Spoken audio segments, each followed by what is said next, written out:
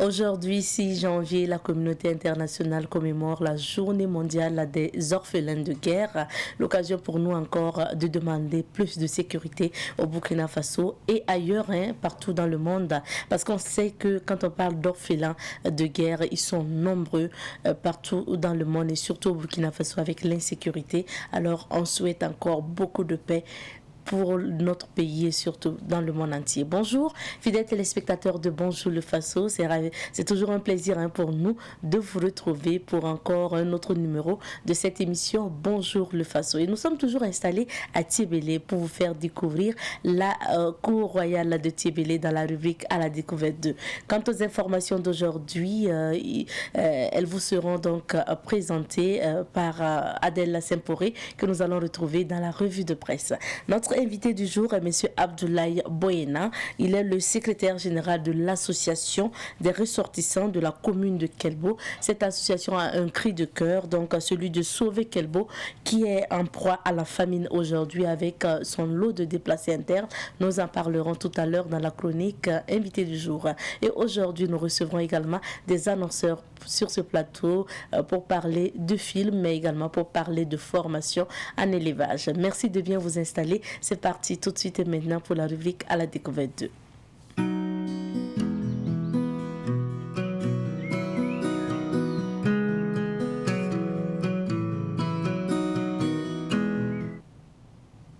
Et vous le savez, pour cette première semaine de 2022, nous sommes installés à Tiébélé. Tiébélé pour vous faire découvrir la colline aux 1000 couleurs ou encore vous faire découvrir tout simplement la cour royale de Tiébélé. Alors, rappelons pour commencer que Tiébélé est un département du Burkina Faso situé dans la province du Naouri et dans la région du centre-sud.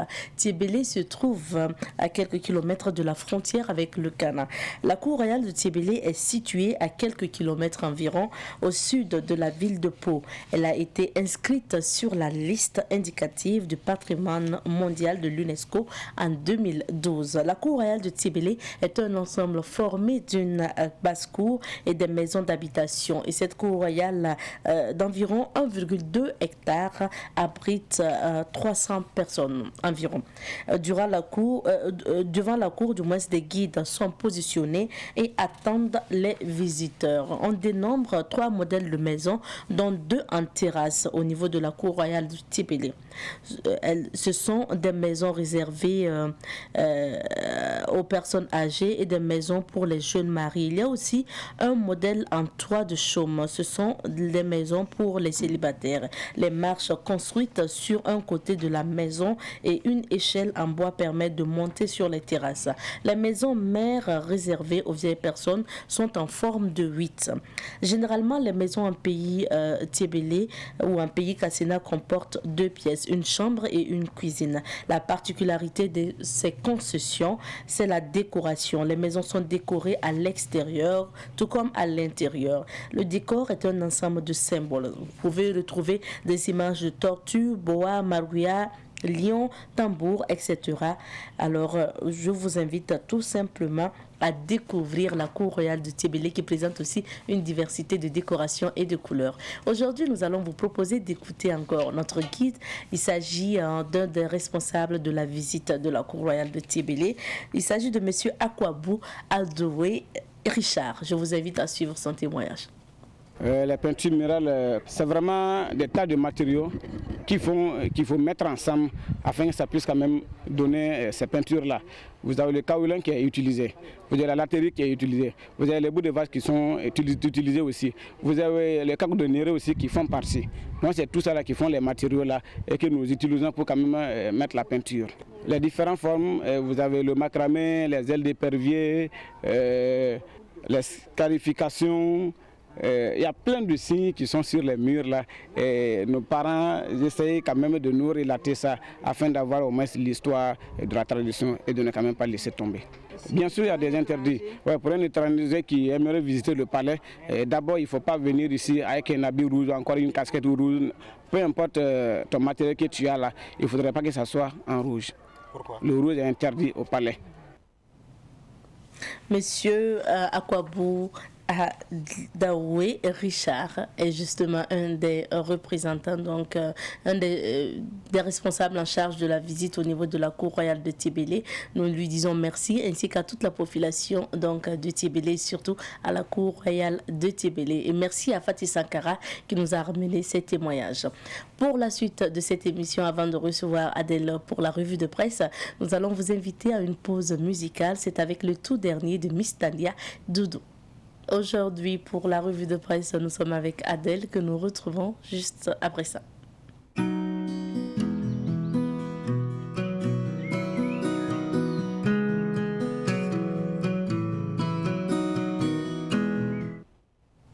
Elle est bien installée sur le plateau de Bonjour le Faso. Bonjour Adèle. Bonjour Abzita, ravie de te retrouver. Bonjour à toutes et à tous. Également. Aujourd'hui, nous débutons par quel journal? Aujourd'hui, au Faso nous accueille pour démarrer la lecture des différentes unes. À la une de ce journal Éducation, 3280 établissements fermés au Burkina Faso à cause de l'insécurité.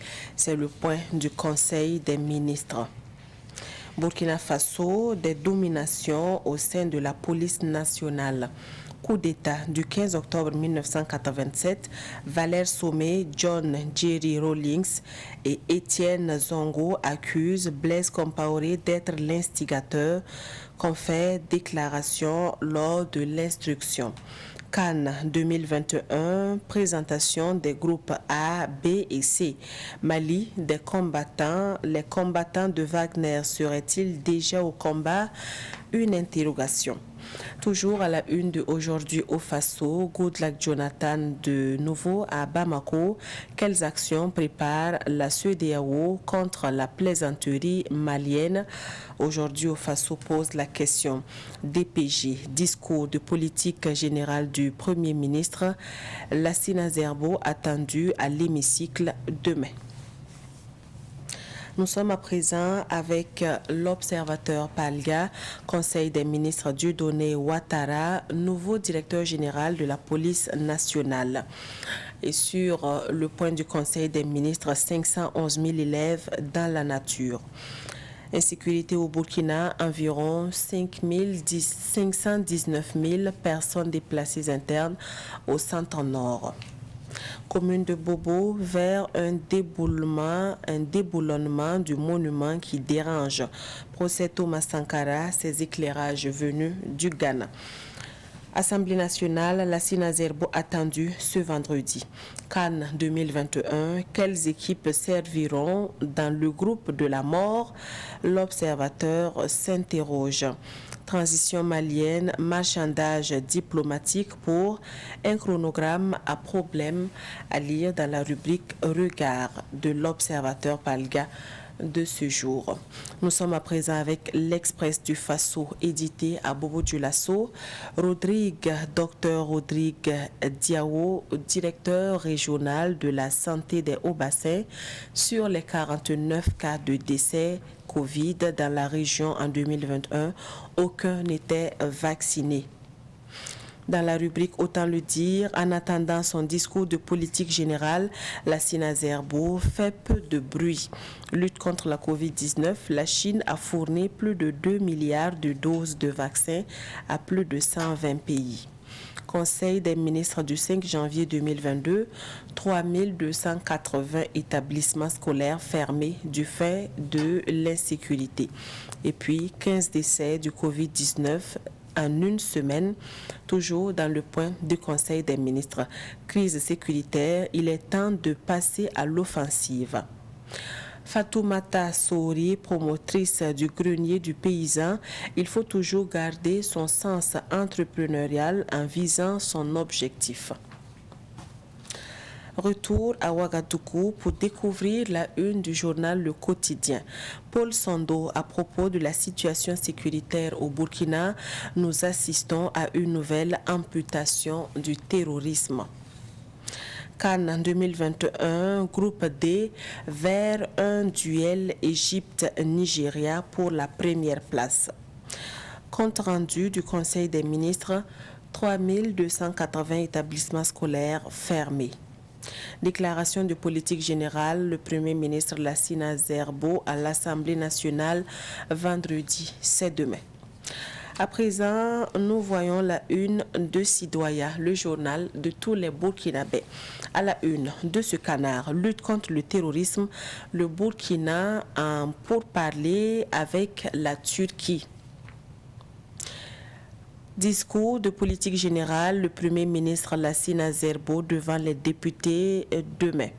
Au coin du palais, elle vole 225 000 francs CFA et les offre à son copain. Article à lire, 5 ans de prison pour un deal de conteneurs. Le vol d'une brouette l'amène en prison. Tous ces articles à lire dans la rubrique Au coin du palais de Sidoya.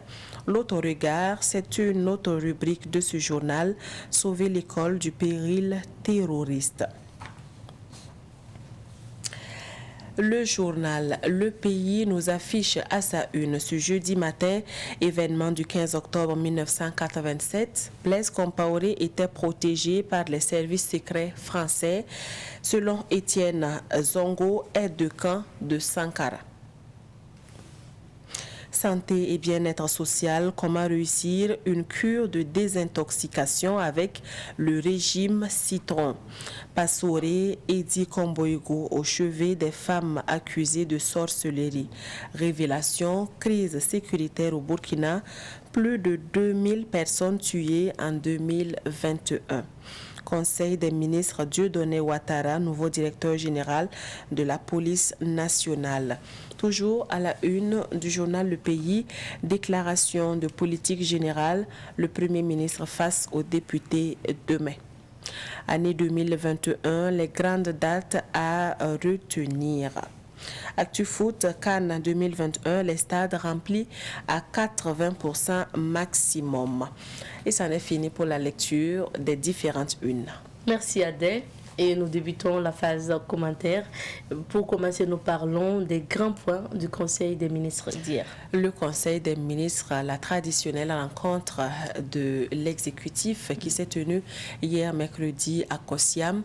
Plusieurs dossiers étaient donc sur la table du gouvernement, mais le sujet phare, comme vous l'avez tantôt remarqué dans la lecture des différentes unes, c'est la situation sécuritaire avec la conséquence, la fermeture de plusieurs établissements au Burkina Faso.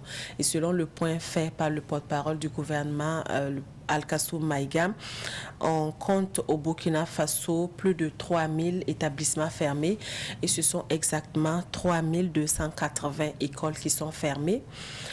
Ce qui représente un taux d'un peu plus de 13% sur l'ensemble donc des structures éducatives au Burkina Faso. Et selon Alkassoum Maïga, cette situation-là touche plusieurs élèves et plusieurs enseignants. Et dans ce lot, on compte 511 000 élèves qui sont dans la nature actuellement, comme l'a soulevé l'observateur Palga à sa une. Et 14 907 enseignants sont également touchés par cette situation de fermeture d'établissements au Burkina Faso.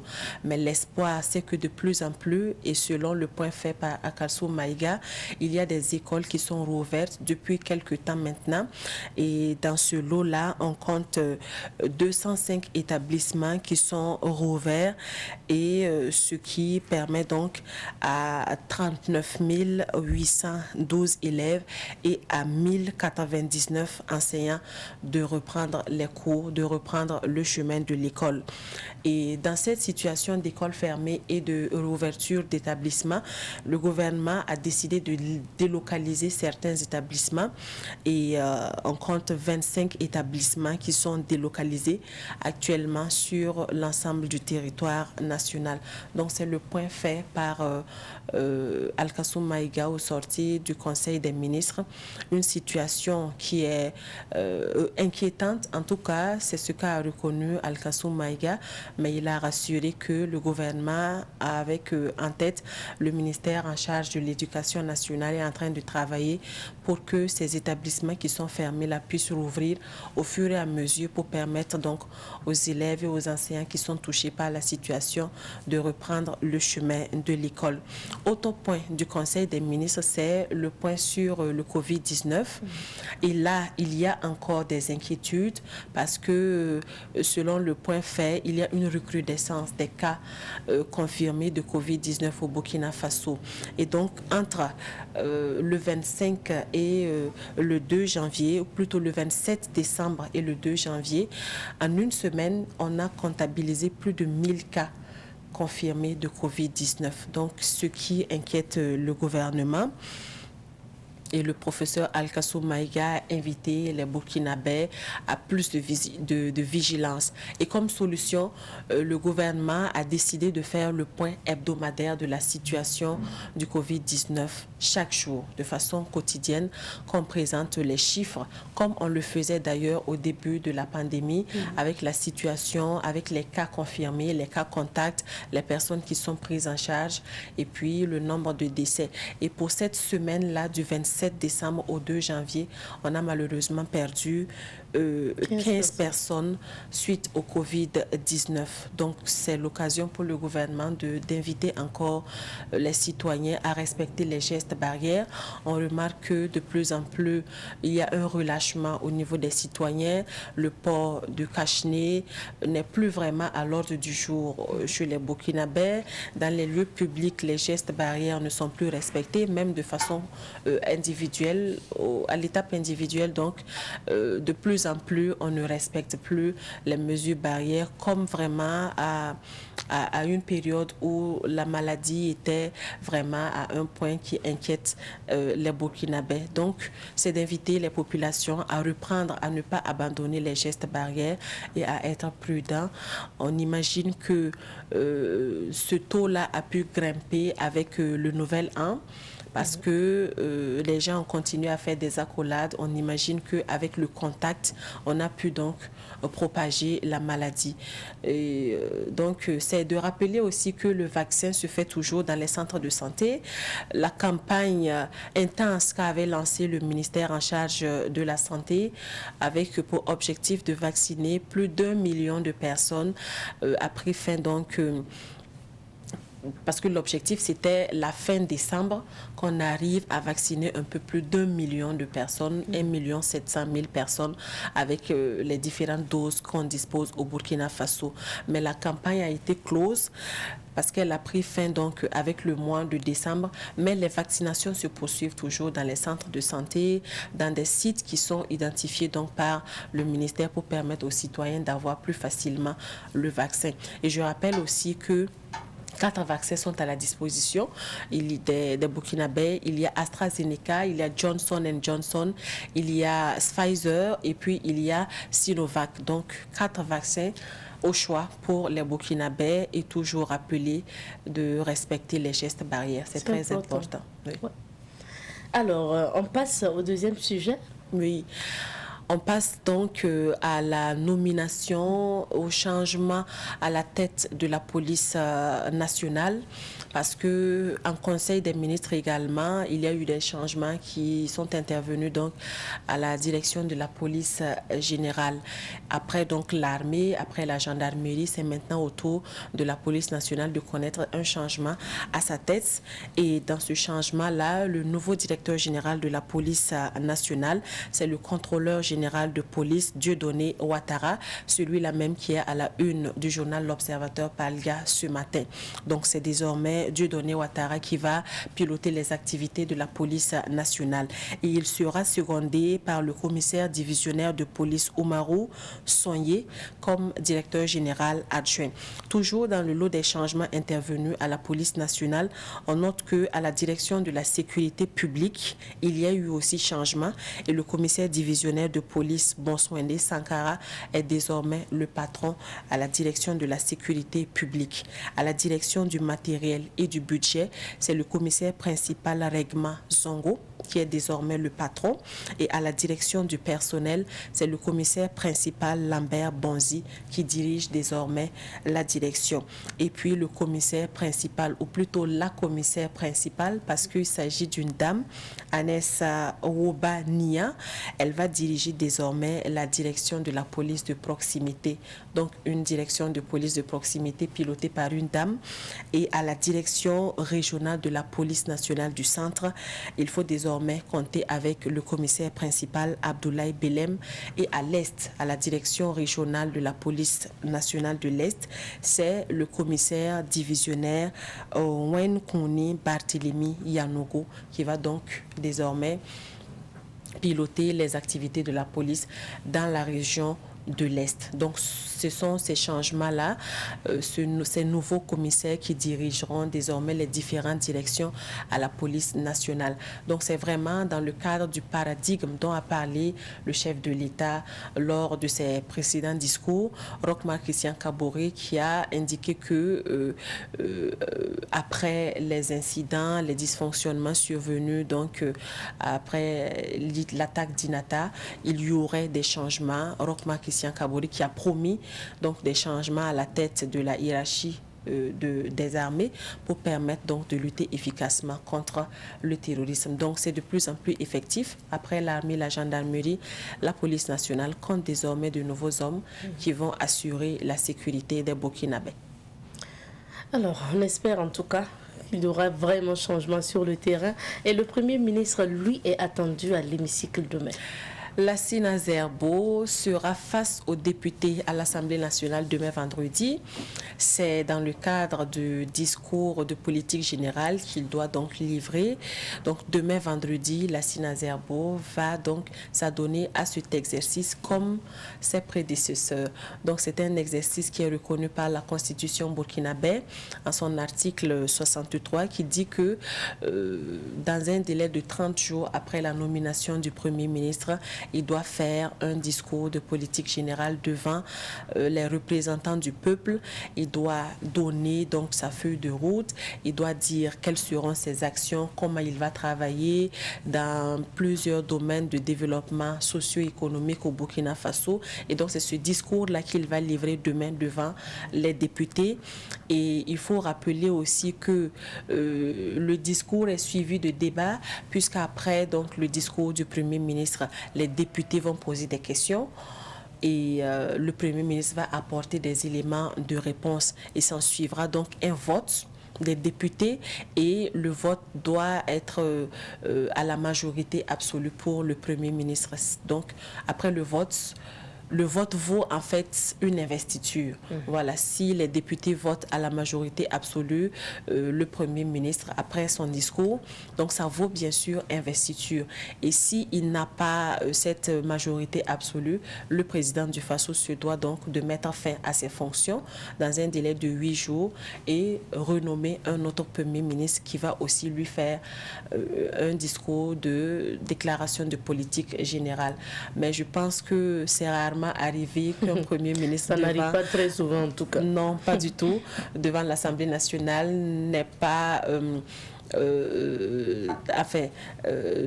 l'accord ou voilà, des députés. Donc demain, on sera câblé sur les différentes chaînes et bien sûr, Savane Média sera au cœur de ce discours de déclaration de politique générale devant l'Assemblée nationale. Donc rendez-vous demain sous le coup de 10h à l'Assemblée nationale. Merci à toi.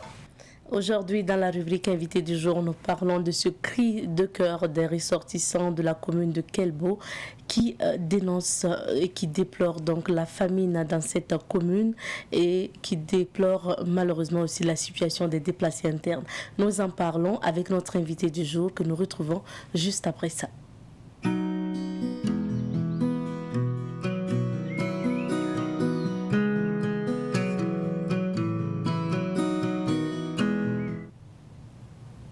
Nous recevons pour vous aujourd'hui M. Abdoulaye Boyena.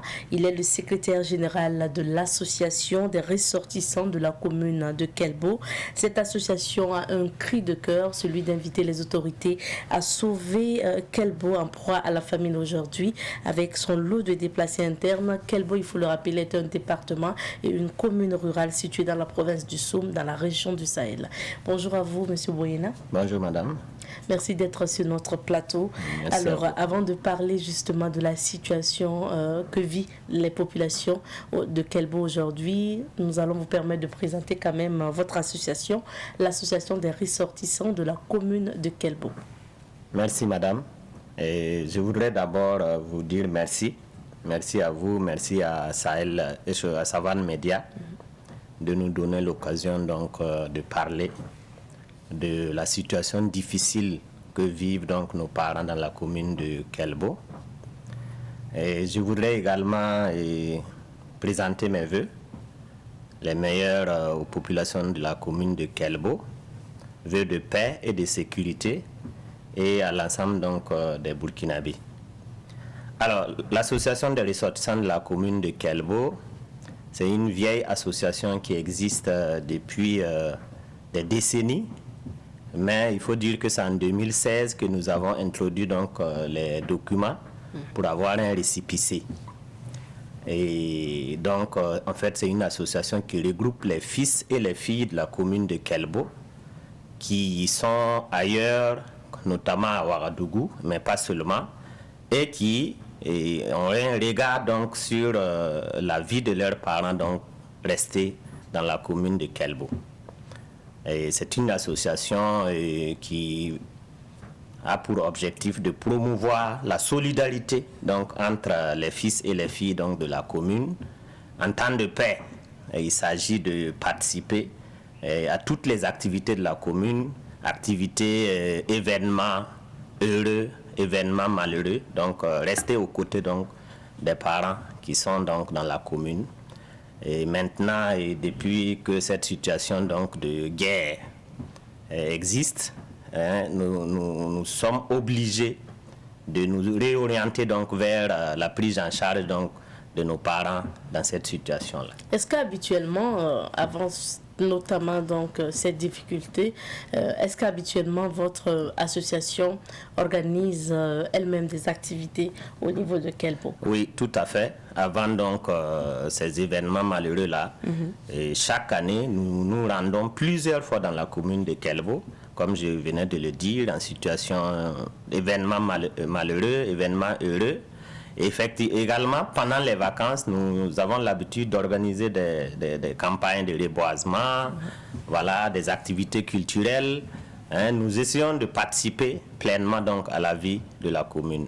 C'est pour dire que vous êtes régulièrement là-bas, vous avez certainement des représentants là-bas? Oui, nous sommes régulièrement là-bas, et sauf depuis un certain temps, on ne peut plus accéder à la commune. C'est cette situation que nous vivons.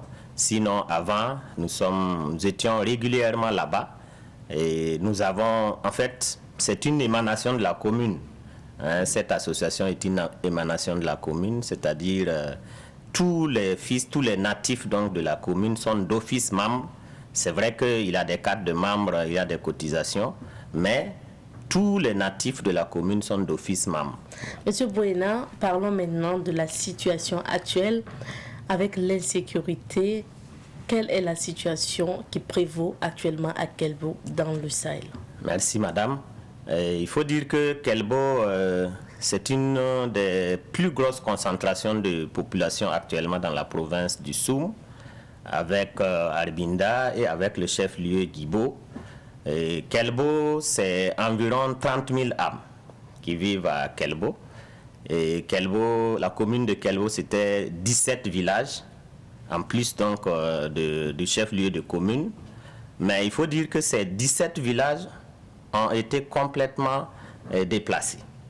La guerre a déplacé ces 17 villages qui se retrouvent maintenant, les populations se retrouvent maintenant dans la commune.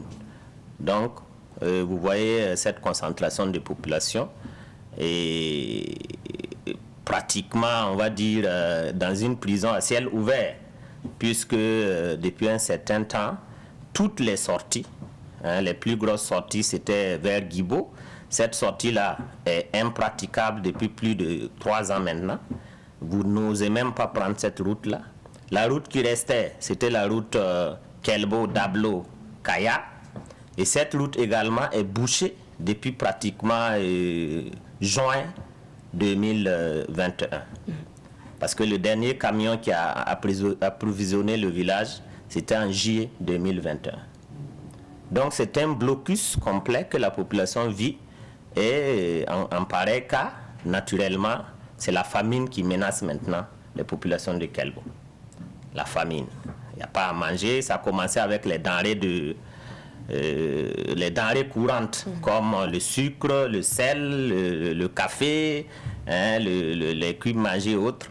Mais maintenant, c'est même les denrées essentielles qui manquent, c'est-à-dire le riz, le mil, voilà, qui manquent actuellement.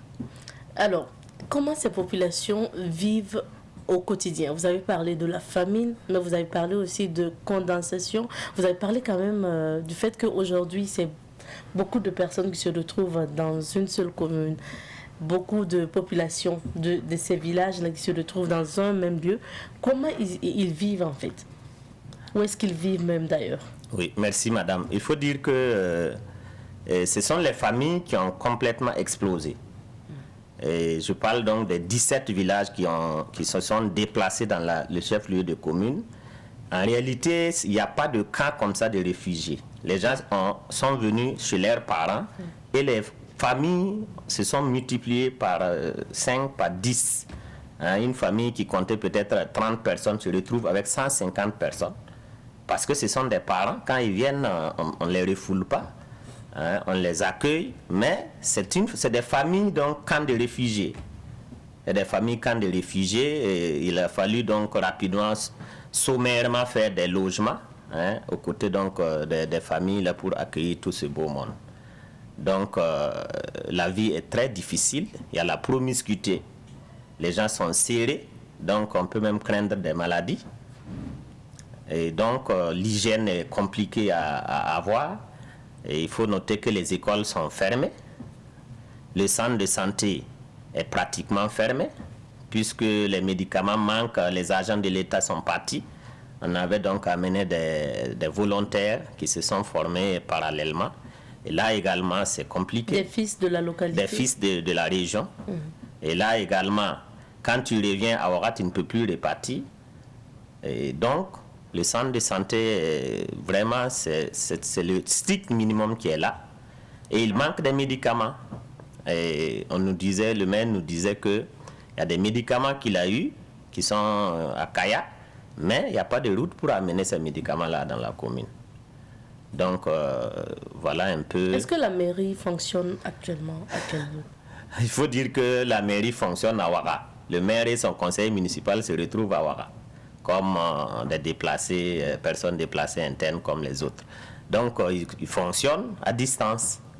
Le conseil municipal se réunit, mais c'est à Ouaga. Alors aujourd'hui, surtout pour les produits de première nécessité comme les vivres, la denrée alimentaire, comment la population se débrouille pour justement avoir un peu pour manger, comme vous parlez aujourd'hui de famine? Alors, je disais donc qu'il y avait des approvisionnements jusqu'au mois de juillet 2021. Le village était plus ou moins approvisionné par des camions. Depuis juillet, aucun camion ne peut accéder à la zone. Et vous avez suivi ce qui s'est passé à Dablo. Dablo est à 15 km de Kelbo. C'est-à-dire que quand vous quittez Kelbo, vous devez passer Dablo avant d'aller vers Barsalro. Dablo a été évacué. Enfin, les populations sont parties. Et on se rappelle qu'il y a eu beaucoup de cris aussi. Voilà, il y a eu beaucoup de cris avant. Et vous savez, quand il y a eu l'attaque de la gendarmerie de Foubé, et la gendarmerie de Dablo a déguerpi le lendemain. Et les populations ont fait des appels. Les ressortissants ont fait des appels pour rapidement venir avec des forces de l'ordre pour sécuriser cette population-là, s'il n'est pas venu. Et donc, les populations ont quitté Dablo. Et naturellement, les djihadistes ont pris place à Dablo. c'est-à-dire à 15 km de Kelbo, bouchant donc cette voie d'accès donc à Barsalgro. Donc depuis, et c'est compliqué. Il y a des femmes téméraires qui prenaient la route avec des charrettes pour aller à Barsalgro, pour payer ne serait-ce que les denrées de première nécessité. Mais là également, ces derniers temps, les djihadistes ont rencontré ces charrettes-là et ont tout retiré. Donc les femmes n'osent plus prendre cette route-là avec des charrettes. Donc c'est un blocus total. Alors vous parlez de prison à ciel ouvert, parce que là maintenant on se retrouve avec des populations déplacées internes et des autochtones de Kelbo qui se retrouvent coincés. Difficile de quitter cette localité même pour chercher des vivres. Mais et l'État et le gouvernement et l'autorité dans tout ça, est-ce que vous sentez, est-ce qu'il y a de l'apport quelque part des autorités? Alors, on ne va pas dire qu'il n'y a pas d'apport puisque nous avons confiance aux autorités, nous pensons qu'elles font ce qu'elles peuvent, mais il faut dire que après le blocus des camions, l'État a commencé à approvisionner le village avec des hélicoptères. Et là également, le dernier hélicoptère qui est allé, c'était au mois d'août 2021. Au mois d'août 2020. Et ça, c'était un petit hélicoptère qui n'a amené que des petites denrées qui ne sont pas lourdes. Ça fait pratiquement quoi, 5 mois? Oui, ça fait pratiquement 5 mois. Et vous voyez que... Et si je vous raconte tout, c'est vraiment pathétique parce qu'il est arrivé un moment qu'il n'y ait même plus une boule de savon dans le village. Et les femmes étaient obligées de se débrouiller pour faire la vaisselle, pour faire la lessive. En fait, ça fait froid au dos quand on vous raconte ça. Mais depuis hier, on a appris que le programme alimentaire mondial allait faire un vol de reconnaissance là-bas. Et hier, cet avion-là a pu amener des denrées pour la prise en charge donc, des enfants malnutris au niveau du CSPS, Centre de santé et de promotion sociale. Et il semble que c'est un vol de reconnaissance et que si tout va bien, cet organe des Nations Unies, là, le programme alimentaire mondial, va pouvoir régulièrement amener des vivres donc, dans le village. Et c'est un ouf de soulagement pour nous, même si nous savons que... vous savez, autour de 30 000 personnes, des avions, c'est difficile pour des avions donc d'approvisionner suffisamment en vivres toute cette population-là. Donc la solution, en tout cas la solution la plus durable là, c'est de faire tout pour ouvrir la voie. Voilà. Et ouvrir la voie, c'est sécuriser en même temps. Ah aussi, oui, ouvrir la voie, c'est sécuriser. C'est sécuriser la localité. Vous savez, le village est tenu, la commune est tenue par les VDP et les FDS. La commune de Kelbo est tenue par les volontaires pour la défense de la patrie et le détachement militaire et la gendarmerie qui sont là. Mais ça, on se dit qu'ils sont là pour sécuriser les populations. Mais si les populations ne peuvent pas prendre la route, même à 5-10 km, ça va poser des problèmes. Donc, la solution, c'est de sécuriser la route, c'est-à-dire reprendre Dablo et ouvrir la route jusqu'à Barsalgro. C'est vraiment la solution idéale pour permettre aux camions. Vous savez, le maire a eu, avec les organismes des Nations Unies, environ 500 tonnes qui sont prédisposées à Kaya depuis beaucoup de mois maintenant. Mais, comme il n'y a pas de route, et comme c'est difficile de faire des convois, c'est déposé à Kaya et ça ne peut pas atteindre la population. Donc la meilleure solution là, c'est vraiment de faire tout pour ouvrir cette voie. Et comme vous l'avez dit, ouvrir cette voie, c'est vraiment sécuriser. Et voilà. Ça veut dire qu'aujourd'hui, la population de Kelbo se retrouve à des vivres en fait bloqués à Kaya, Mais comment faire justement pour que ces vivres atteignent du moins la population? C'est ça la difficulté. Tout à fait. Donc, vous l'avez dit, c'est beaucoup et il faut forcément passer certainement par la route. Oui, il faut forcément passer par la route. La route est impraticable aujourd'hui. Oui. Et nous pensons que, en fait, nous avons essayé de rencontrer les autorités à plusieurs reprises, depuis même avant ce nouveau gouvernement-là. Avec ce nouveau gouvernement, nous avons encore demandé, parce que nous voulons insister sur le fait qu'il faut reprendre cette voie-là.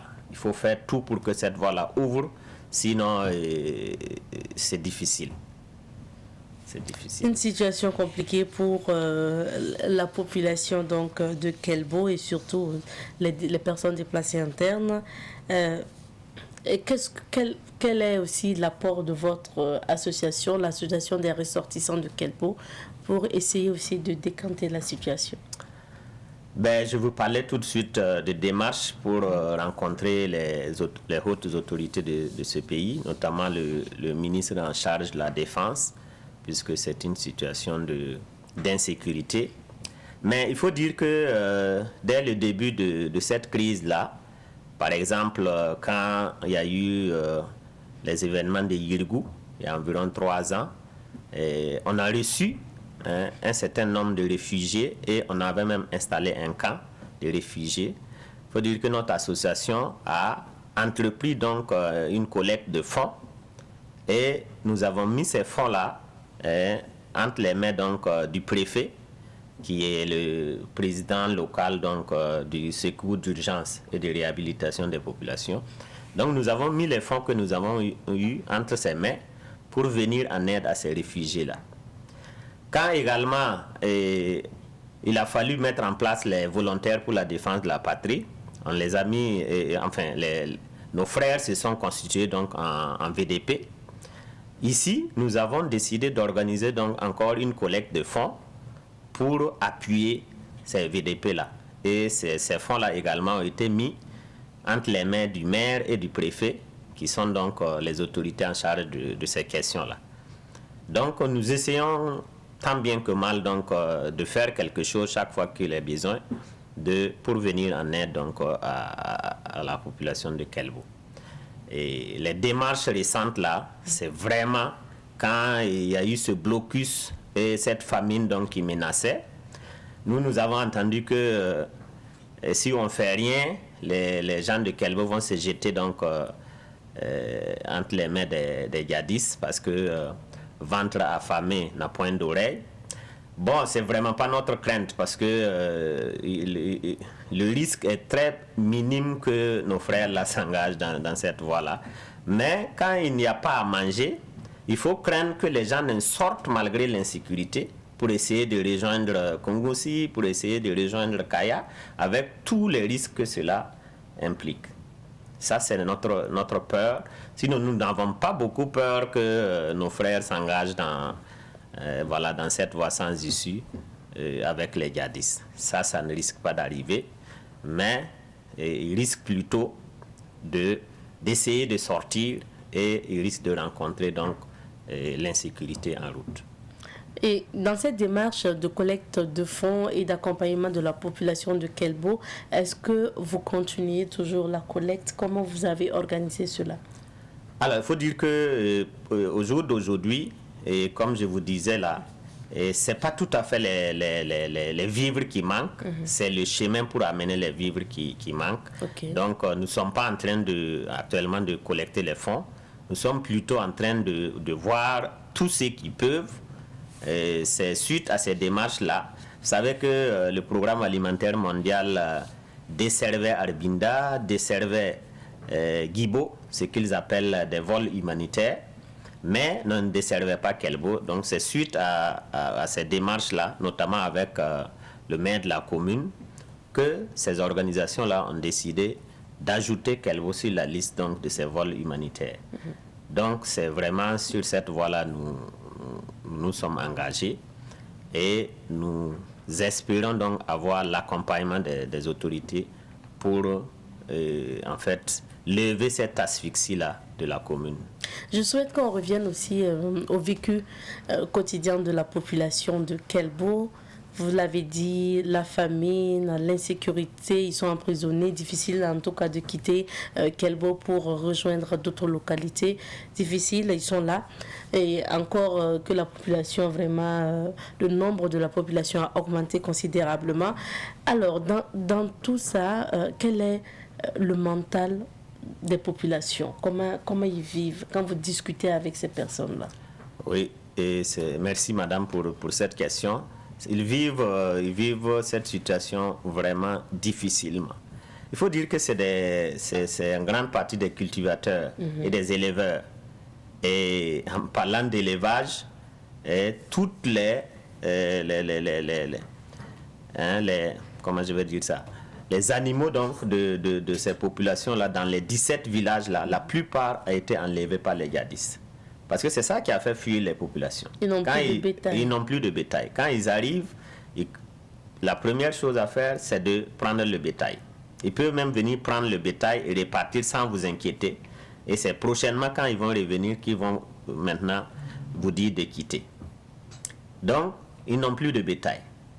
Et pour l'agriculture, cette année, la saison qui vient de s'écouler, les gens n'ont pas pu cultiver, puisque vous ne pouvez même pas aller à 5 km de chez vous. Alors que les champs sont à 5 km, à 10 km, à 15 km. L'intérieur de la commune, c'est pas fait pour faire l'agriculture. Donc les gens n'ont pas pu cultiver. Vous voyez, des agriculteurs qui n'ont pas pu cultiver, des éleveurs qui n'ont plus de bétail, hein, et qui sont là, qui vivent d'assistance. Donc le moral, il faut dire que le moral est très bas. Et pour ne rien arranger, même les réseaux de communication sont coupés. On a fait près d'un mois sans pouvoir parler directement à ces populations-là dans le village. Il y a une semaine qu'un réseau est revenu. Et ça également, ce n'est même pas les pylônes de la localité. Ce sont des réseaux qui viennent de 45 km, de 50 km et qui ne sont pas du tout stables. Voilà. Si je décide d'appeler le village, je ne pourrai avoir personne. C'est eux qui savent où est-ce qu'il faut aller pour pouvoir avoir un peu de réseau et puis appeler. Donc, on n'a pas à manger, on ne peut même pas communiquer avec l'extérieur. Le moral, on peut vous dire que le moral est très bas. Et quelle est la situation, par exemple, des femmes dans cette situation? Oui, les femmes, la situation des femmes est très difficile. Je vous parlais donc de promiscuité.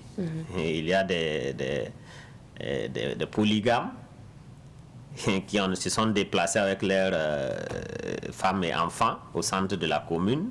On peut peut-être vous donner une pièce, mais on ne peut pas vous donner 4 pièces. Bien sûr. Donc vous voyez ce que ça donne. Vous faites quoi, hein? Vous avez 3 femmes et des enfants, on a pu vous donner une pièce. C'est compliqué. Peut-être qu'il faut mettre les femmes et les enfants dedans et dormir dehors. Donc c'est vraiment compliqué pour ces populations-là, et notamment ces femmes et ces enfants. Merci. Nous allons maintenant finir par vos doléances. Monsieur Boyena, quelles sont justement vos doléances aujourd'hui pour cette commune? Vraiment, si on a un appel à lancer, c'est de dire aux hautes autorités de ce pays-là de se pencher sur la commune de Kelbo, de voir comment approvisionner régulièrement cette commune-là, notamment en vivres. Pour le reste, ce que la population de Kelbo vit, c'est ce que toutes les zones de guerre vivent, notamment au Sahel, à l'est, à l'ouest, ainsi de suite. Mais pour la commune de Kelbo, ce qui vient ajouter là, c'est la famine. Donc nous appelons fortement donc les autorités à faire tout pour ouvrir cette voie-là, pour permettre donc le ravitaillement de la commune. Nous ne sommes pas spécialistes des affaires militaires, mais nous on se dit que voilà, c'est ces gens-là il y a 10 qui rencontrent à 4, à combien, s'il y a une bonne volonté politique là, une bonne volonté au niveau des autorités militaires, nous pensons qu'on peut ouvrir cette voie-là dans les meilleurs délais pour desservir la zone. Merci à vous. Merci à vous, madame. On souhaite que votre cri de cœur soit entendu. Je rappelle que nous recevions pour vous M. Abdoulaye Boyena. Il est le secrétaire général de l'association des ressortissants de la commune de Kelbo. Rappelons que Kelbo est un département et une commune rurale située dans la province du Soum, dans la région du Sahel. Kelbo aujourd'hui qui vit la famine avec son lot de déplacés internes. Et vous avez assisté au cri de cœur des ressortissants donc, de Kelbo pour que justement cette commune puisse être ravitaillée en vivre et surtout que la sécurité revienne dans cette localité. C'est ici qu'on s'arrête pour l'entretien de ce jour. Et pour accompagner notre invité, nous vous proposons le clip Sougri, c'est signé Imania. Nous poursuivons avec cette émission, cette fois-ci place aux annonceurs. Et aujourd'hui, nous parlons à nouveau du film Séquelles qui est programmé dans les salles de ciné. Virgule, bonnes affaires et on revient.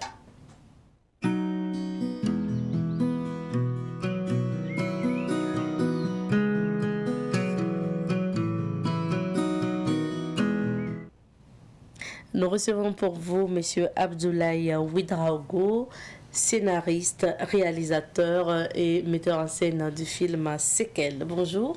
Bonjour madame. Également sur ce plateau, madame Linda Napon. Elle est comédienne. Elle a joué dans le film Séquelles. Bonjour. Bonjour madame. Bienvenue à tous les deux sur le plateau de Bonjour le Faso et nous parlons du film Séquelles. Nous en avons parlé donc la semaine dernière. Séquelles qui est programmé, qui est diffusé dans les salles de ciné. Comment le film est accueilli justement, monsieur le réalisateur? Le film est très bien accueilli et c'est pour ça d'ailleurs que ça a été reprogrammé parce que nous on nous avait donné une semaine de diffusion en salle et après ça les cinéphiles ont demandé parce que vous savez en ciné dans les salles il y a des boîtes de suggestions donc ils ont demandé à ce qu'on prolonge. Voilà, on prolonge. Voilà pourquoi ça passe toujours jusqu'au 9 de ce mois. Jusqu'au 9 de ce mois. C'est intéressant bien sûr de revenir sur l'histoire de Séquelles. Est-ce que vous pouvez nous raconter à nouveau cette histoire? D'accord. Séquelles, c'est l'histoire d'une jeune fille, une élève de la classe de terminale, voilà, qui est donnée en mariage forcé à un vieux du village et qui continue dans une famille polygame, disons qu'elle-même elle vient d'une famille polygame, voilà, de 2 mamans, et elle, sa maman ne fait que des femmes. Et donc dans le film, la femme est traitée comme une femelle. Alors, plus loin quand elle part, dans son foyer là-bas, elle sera confrontée à la polygamie, parce qu'elle va retrouver 2 femmes déjà avec le monsieur en quelque sorte. Et elle va avoir un enfant. Elle aussi, elle va faire une fille, alors que ces 2 co-épouses ne font que des garçons. Vous voyez un peu? Et ces 2 co-épouses vont le maltraiter, le négliger à longueur de journée. Et elle ne va pas supporter le coup. Elle va sans doute se dire, pourquoi je me suis donné tant de mal à cause de mon père, de ma famille, pendant que mon propre père même me traite de femelle. Et ici, c'est encore le pire. Et elle va abandonner sa petite fille de 2 ans et elle va partir en ville. Et là-bas, elle sera confrontée à d'autres problèmes parce qu'elle va aller rencontrer une prostituée qui lui propose, voilà, d'être de la bande. Elle va refuser et, Dieu merci, cette bonne dame va l'aider à continuer ses études. Elle va avoir son bac, elle va avoir un boulot et c'est le boss en question qui va lui marier. Voilà un peu l'histoire. On ne peut pas raconter tout bien sûr parce que la suite, comment justement la rencontre se fait avec cette dame et son enfant qu'elle a abandonné, il faut aller en salle pour justement connaître la fin de l'histoire. Alors, Madame Napon, Linda Napon, vous êtes comédienne dans ce film, actrice donc dans ce film. Dites-nous quel est le rôle que vous avez interprété et comment vous vous êtes sentie dans ce rôle. Ok, merci madame. Moi j'ai joué le rôle de la 2e coépouse de l'actrice principale, Zena. Voilà, je me suis sentie bien dans ce rôle. Parce le nom d'acteur dans ce film, Salamata. Salamata. Voilà. Et je me suis... En fait, C'est un rôle vraiment qui n'est pas du tout simple, mais il s'agissait de maltraiter Zena, qui était la troisième femme de notre mari. Okay. Voilà. Je dirais que je me suis sentie un peu mal, surtout quand j'ai suivi le film. Je me suis sentie un peu mal, mais vu que le fait que j'ai pu incarner ce personnage qui parlait vraiment, en fait, selon moi, ce rôle, c'est quoi? Et ça servait aussi, à donner une leçon à toutes ces personnes-là, surtout nos papas dans les villages. Voilà, et c'est une réalité que nous vivons. C'est vrai que ça ne se passe pas dans les villes, mais dans les villages, c'est une réalité, surtout au niveau des papas, qui, pour eux, la fille n'a pas droit à l'étude, à aller à l'école. Voilà, une fille, c'est pour le mariage, une fille, c'est pour le foyer. Et voilà. C'est un thème intéressant. Et maintenant, jouer le rôle de la méchante, de celle qui maltraite, de celle qui... Est-ce que après ça vous dérange ou pas? Non, du tout, ça ne me dérange pas. C'est juste un personnage. Cela ne veut pas dire que je suis comme ça. Bien sûr. Voilà. C'est Salamata qui est méchante. Salamata est méchante. Voilà. Alors, je reviens au réalisateur. Le film a été donc prolongé. Oui. Et ça va jusqu'à quand? Et c'est où qu'on peut voir ce film? C'est toujours au Ciné Neroya et ça passe c'est à toutes les séances jusqu'au 9 de ce mois. 18h30, 20h30, 22h30. Et 22h30. Jusqu'au 9 janvier. Jusqu'au 9 janvier au Ciné Neroya. Et le prix d'entrée? 1500 et 2000 francs. 1500 et 2000 francs. Quelle était justement l'ambiance du tournage avec Abdoulaye Ouedraogo? Je dirais parfait. C'était bien? Oui, okay. C'était bien. Alors, on va finir par votre appel. Quel est votre invite à l'endroit des cinéphiles burkinabés concernant Sekel? Moi, j'invite tout le monde à suivre vraiment ce film parce que en l'écrivant, j'avais en tête beaucoup de choses, surtout l'éducation. C'est un film qui éduque, qui conscientise et qui pense. Qui pense, quand je dis qui pense, les plaies. Beaucoup se sentiront dedans parce que tu sois forcément victime à quelque part, de proche ou de loin. C'est un film qui est assez émotionnel. Et déjà, il y a pas mal de spécialistes qui apprécient le projet et je ne peux que me réjouir. Merci, on vous souhaite bon courage et puis surtout du succès encore à Sekel, qui est programmé au Ciné Neroya jusqu'au 9 janvier. C'est ça. Merci bien, Linda. Merci à vous, madame. Et voilà, on vous souhaite encore bon succès et encore d'autres projets de films. Je vous raccompagne avec ceci. Merci. Merci à Navaloum et merci à la réalisation. Pour la suite, nous recevons pour vous Kadri Sawadgo. Monsieur Kadri Sawadgo est le PDG de Mira Élevage et du centre CIFER. Bonjour. Oui, bonjour Madame Nikema. Bienvenue sur ce plateau à nouveau. Oui, merci. Monsieur Kadri Sawadgo est vraiment un exemple parfait de la réussite en entrepreneuriat. Alors, parce qu'aujourd'hui, c'est l'élevage ou rien, même si vous avez encore ajouté d'autres domaines. Sinon, à la base, ses études, ce n'était pas pour faire l'élevage, mais en Turquie, il a appris justement ces techniques d'élevage et de fabrication de couveuses. Il en fait son métier aujourd'hui et il forme. Monsieur Kadri, on va vous permettre encore de présenter Mira Élevage avant qu'on parle donc de cette rentrée en février. Ok, avant de commencer, je vais remercier tous ceux qui nous suivent actuellement et souhaiter les vœux de 2022 et surtout la santé et la paix et la sécurité pour notre chère patrie de Burkina Faso. Et on peut dire que Mira Élevage, c'est une entreprise qui a été créée en 2016, au début avec la fabrication de couveuses artisanales. À partir de 2018, nous avons intégré le volet élevage et en 2020, nous avons créé un centre de formation sur l'élevage, l'agriculture et l'agroalimentaire. Donc c'est une entreprise comme ça. Une entreprise qui qui s'est agrandi en tout cas. Maintenant, on sait que vous n'étiez pas là, vous étiez notamment en Turquie et au Sénégal pour apprendre encore d'autres techniques. Est-ce que ça s'est bien passé dans ces deux pays? Oui, ça s'est bien passé. Disons qu'entre mi-novembre et mi-décembre, j'ai entamé une tournée internationale et donc j'ai passé environ 2 semaines en Turquie où j'ai vraiment visité des fermes et j'ai visité aussi des champs agricoles. Et au niveau du Sénégal aussi, j'ai passé à peu près 2 semaines où j'ai fait une formation en agriculture et leadership et dans le centre de formation DIF Zone. En même temps, j'ai profité d'entamer une tournée à travers quelques villes du pays où j'ai vraiment visité des exploitations agricoles. Donc le voyage s'est bien passé et nous sommes revenus vraiment avec de nouvelles idées, de nouvelles stratégies pour vraiment booster l'agriculture et l'élevage au Burkina Faso. Ça veut dire que les jours et mois à venir, nous allons voir encore de nouvelles techniques de mira-élevage. Disons que nous allons voir déjà, dès mon retour au niveau de notre centre, qui est situé à Karpal sur une superficie d'1 hectare, nous avons déjà fait des installations. Sur le centre, en même temps sur place, nous avons un poulailler que nous avons construit, un poulailler moderne, et nous avons aménagé aussi des espaces, des exploitations agricoles. Donc il y a une serre, il y a aussi des parcelles agricoles où nous faisons des expérimentations.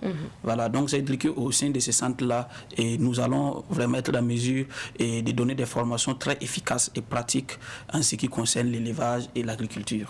Alors, parlons maintenant de la rentrée de février, parce que si vous êtes là, c'est pour aussi parler de cette rentrée de février. Qu'est-ce qui est prévu? Quelles sont les filières que vous ouvrez encore cette année? Ok, disons qu'au niveau de Mira Élevage, nous avons 3 catégories de formation. Premièrement, nous avons une école de santé animale qui a 2 cycles, niveau BPC et niveau baccalauréat. Donc les rentrées s'est écoulées. Maintenant, chaque 2-3 mois, nous avons aussi des rentrées pour les formations de courte durée. Donc pour ces rentrées-là, nous avons une grande rentrée le 1er février prochain. Donc les filières concernées sont l'entrepreneuriat avicole. Par exemple, l'entrepreneuriat avicole, c'est une formation qui dure 45 jours. Donc les 30 premiers jours sont en continu et les 15 derniers jours en stage pratique. Voilà, c'est une formation où nous avons les techniques d'élevage, la fabrication de couveuses, la fabrication d'aliments pour volailles. Et en plus de cela, il y a l'entrepreneuriat, il y a le marketing digital et il y a aussi comment, par exemple, les techniques de commercialisation des produits avicoles. Voilà, ça c'est la première filière. La deuxième filière, c'est technique d'élevage général qui dure 3 mois, où il y a l'aviculture, il y a un truc, l'embouche, il y a la pisciculture, tout ce qui concerne l'élevage de façon générale en 3 mois.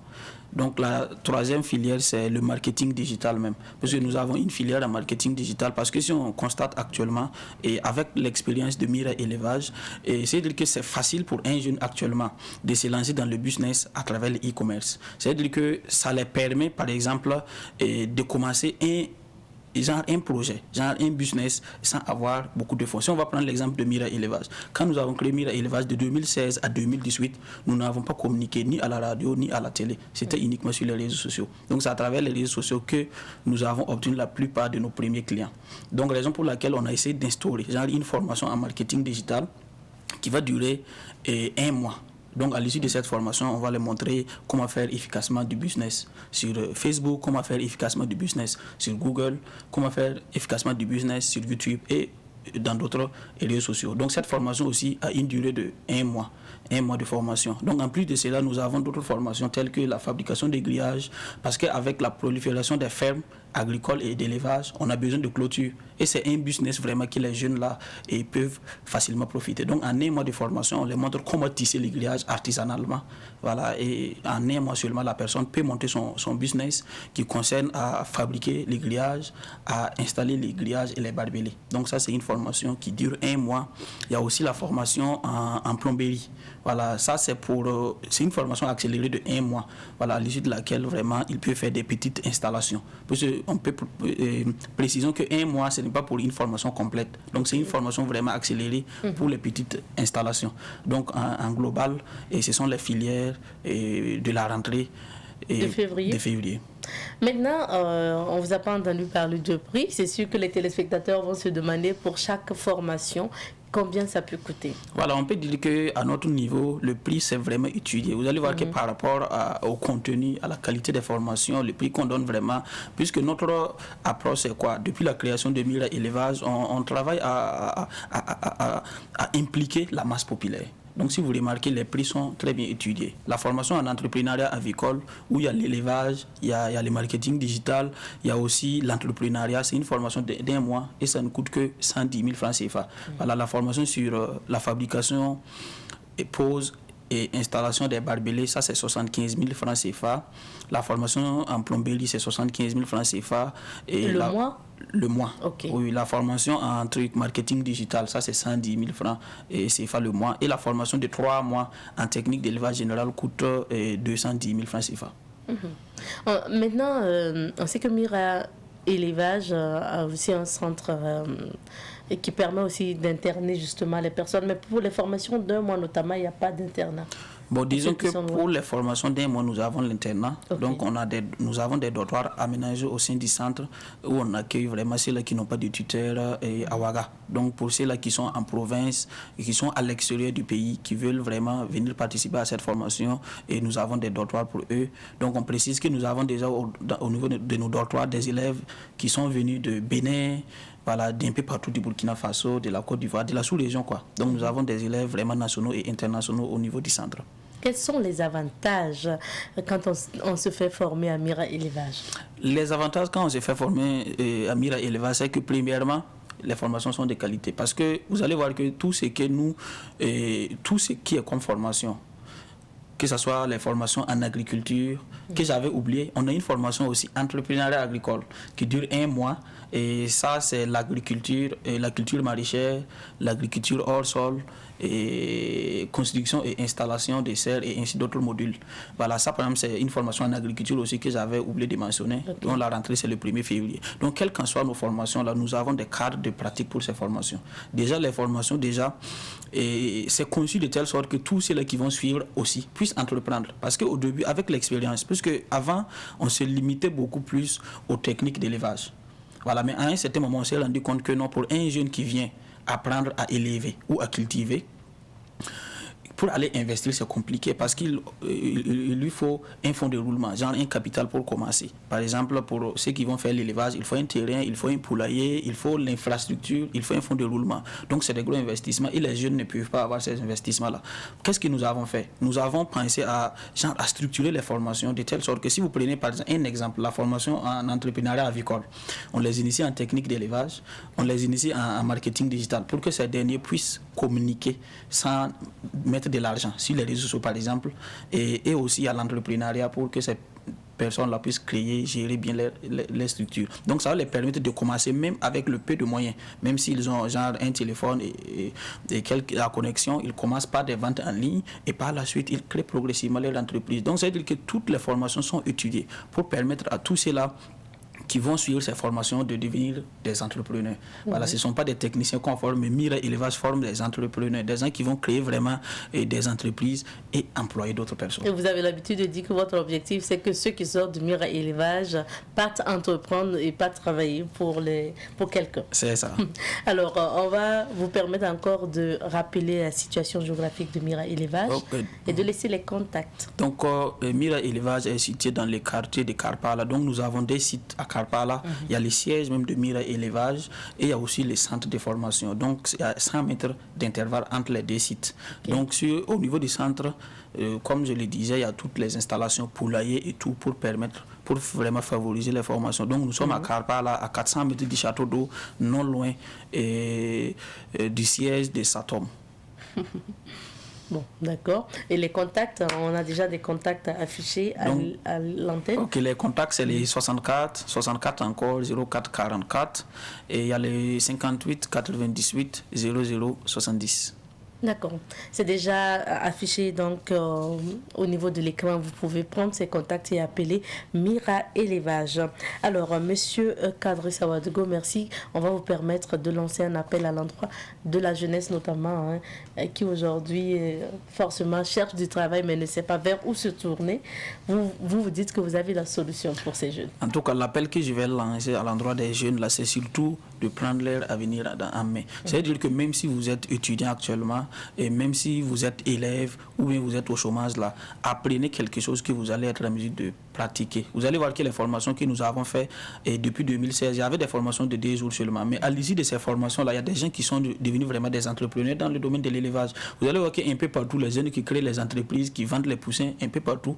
Et si on va prendre plus de 60 à 70 à 80% et ont été formés à Mira Élevage, par exemple. Donc, c'est vraiment d'apprendre un métier parallèlement, même s'ils font des études, d'apprendre parallèlement des métiers. Et c'est là vraiment qui cherchent vraiment de nouveaux métiers, gens qui sont au chômage, qui veulent vraiment apprendre un métier là. Mira Élevage est la solution. À travers les centres de formation CIFEA, nous avons vraiment élaboré ces formations-là qui vont les permettre vraiment, tous ceux-là qui vont venir, nous allons les accompagner avec des accompagnements après, des conseils et autres pour vraiment les permettre d'entreprendre vraiment réellement. Et pour la prochaine rentrée en février, est-ce qu'il y a une date limite pour les inscriptions? Pour la rentrée de février, il n'y a pas de date limite pour les inscriptions, mais précisons que comme c'est une formation vraiment pratique, là, les nombres sont limités. Donc une fois que le nombre de personnes par classe est arrivé, nous allons boucler les inscriptions. Donc pour ceux-là qui veulent vraiment s'inscrire à ces formations, et donc je lance un appel à l'endroit de ces derniers de venir rapidement. Voilà, parce que souvent il arrive qu'on boucle à 2 semaines de la rentrée. D'accord, merci à vous d'être passé, M. Kadri Sawadgo. Il faut rappeler qu'il est le PDG de Mira Élevage et il organise une formation ou des formations régulièrement, mais pour la rentrée prochaine, c'est en février.